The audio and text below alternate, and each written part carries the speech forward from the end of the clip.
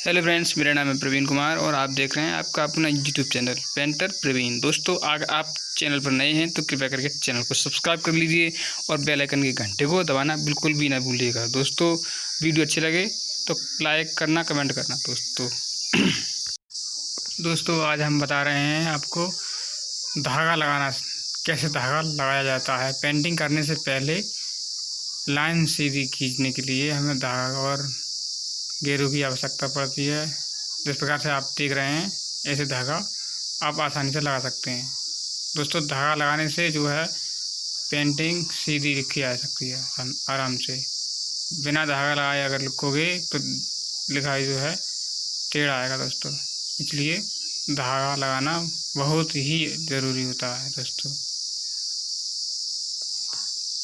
देख रहे हैं आप, इसमें एक धागे और गेरू की आवश्यकता होती है।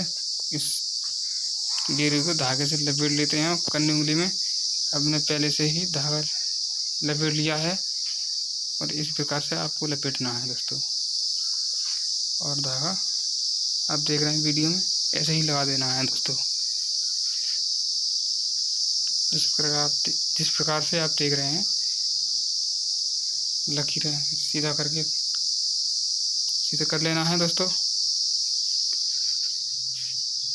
सीध नाप लेनी है, टेढ़ा तिरछा ना हो जाए। और अंगूठे और उंगली की सहायता से धागे को उठा करके छोड़ देना है। जैसे कि पहले देख ले, सीधा कर लेते हैं और अंगूठे और उंगली की सहायता से ऊपर उठा करके धागा छोड़ 2-3 बार छोड़ देते हैं, जिससे कि धागे का निशान छोड़ देता है। धागा जो अपना निशान दीवार पर छोड़ देता है, निशान बन जाता है आसानी से।